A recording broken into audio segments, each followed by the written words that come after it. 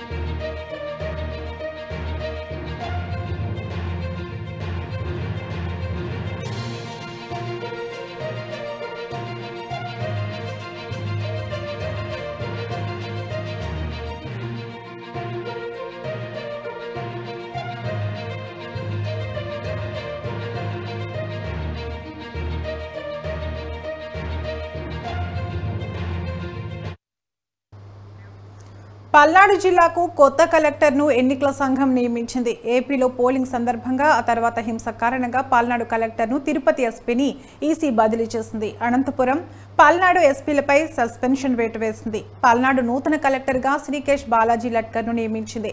3 జిల్లాలకు ఎస్పీలను నియమిస్తూ ఈసీ ఆదేశాలు జారీ చేసింది. పల్నాడు జిల్లా ఎస్పీగా మల్లికా గార్గ్ను ఈసీ నియమించింది. తిరుపతి జిల్లా ఎస్పీగా హర్షవర్ధన్ నియమించింది. అనంతపురం జిల్లా ఎస్పీగా గౌతమి శాలినిని ఈసీ నియమించింది. ఇక ఇదే అంశంపై మరిన్ని అప్డేట్స్ మా ప్రతినిధి హరిబాబు అందిస్తారు. హరిబాబు, తరంగిణి, ఇటీవల ఎన్నికలు ముగిసిన తర్వాత పల్నాడు జిల్లాతో పాటు అనంతపురం అలాగే తిరుపతి జిల్లా చంద్రగిరిలో కూడా పెద్ద ఎత్తున అల్లర్లు చెలరేగిన విషయం అయితే తెలిసింది.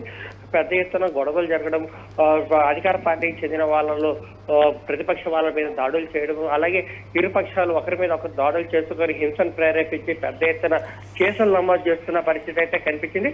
దీనికి సంబంధించి ఆయా జిల్లాల ఎస్పీలు కూడా కేవలం కింది స్థాయి సిబ్బంది మీద బాధ్యతలు వదిలేసి వాళ్ళకి ఎటువంటి పర్యవేక్షణ చేయలేదు, బాధ్యతగా వ్యవహరించలేదంటూ ఎన్నికల సంఘం సీరియస్ గా తీసుకున్న ఈ అంశాన్ని అందులో భాగంగానే తిరుపతి ఎస్పీగా పనిచేస్తున్నటువంటి కృష్ణకాంత్ పాటిల్ని బదిలీ చేస్తూ అతన్ని సెంట్రల్ ఆఫీస్ లో రిపోర్ట్ చేయాలని చెప్పి ఆదేశించింది.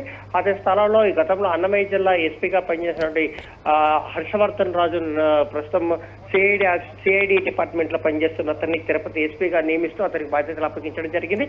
అయితే రానున్న ఈ ఎన్నికల ఫలితాలు కౌంటింగ్ వరకు ఎలాంటి సంఘటనలు ఏవి జరగకుండా పూర్తి స్థాయిలో పోలీస్ వ్యవస్థ భద్రతా వ్యవస్థను పూర్తిగా పటిష్టం చేయాలని చెప్పి కూడా ఎన్నికల సంఘం ఆదేశించింది.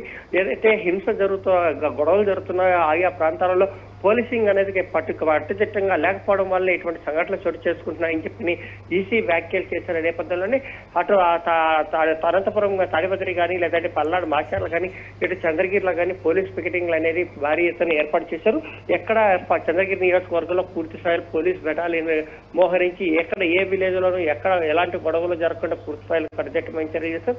అలాగే అభ్యర్థుల ఇళ్ల వద్ద కూడా భారీగా పోలీసులను మోహరించారు. ఎక్కడ కానీ వాళ్ళ ఇంట్లో నుంచి బయటికి రాకుండా వాళ్ళు ఏదైనా సొంత వ్యవహారాలు అంటే పోయి చూసుకొచ్చే దానికి మాత్రం మినహాయింపించి నియోజకవర్గాల్లో ఎక్కడ పర్యటించకుండా కూడా నియంత్రణ చేశారు. తరంగిణి, రైట్, థ్యాంక్ యూ హరిబాబు.